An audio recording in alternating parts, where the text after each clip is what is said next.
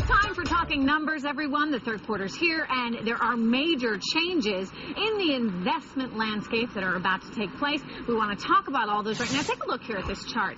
Small caps, represented by the Russell 2000, easily outperform large caps, shown here as the Dow in 2009.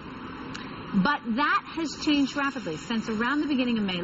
Small caps actually are now underperforming those large caps.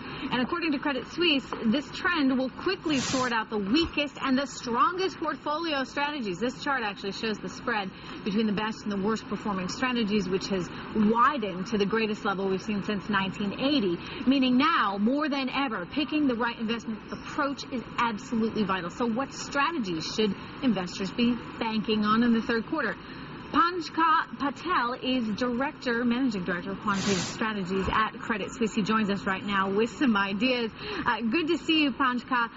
Lay out your thesis here. Why are we seeing such a shift in stock performance between these large and small caps right now? Thanks, Chris, for inviting me to the call. Yeah, we have seen a bigger shift in the strategies. As you know, and you showed in the chart that in 2009, that the best strategy and the worst strategy had the biggest spread.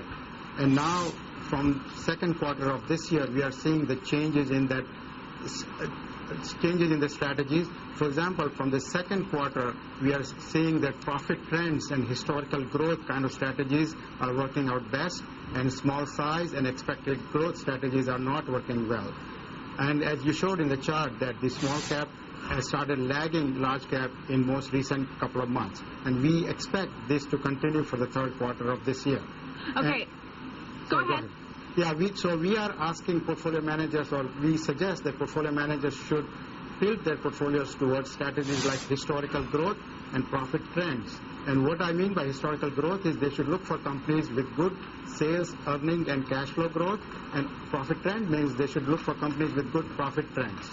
You know, let me ask you, I actually want to show you another chart, so bear with me here. This chart, if we can call it up, shows the degree to which stocks are in correlation, and they're all moving much closer together than they used to be. Tell me, does this make it that much harder for portfolio managers to really decide on a strategy? Yes. Whenever there are macro fears in the market, we call it intra-portfolio correlation. That goes up. And in 3 weeks, the intra-portfolio correlation jumped up 3 times, from 0.2 to 0.6. And in that kind of environment, it is very difficult for portfolio managers to pick stock. So what they have to do is they have to start thinking about whether they should invest in large or small, growth or value, or high quality or low quality stock. So is it time for investors to shift into these high quality large companies? Yes, this is the time for investors to shift into good quality companies, which are generally larger cap, and companies with high historical growth and good profit trends. Okay, thank you so much. Have a terrific weekend. Thanks for joining us here on Closing Bell. Thank you.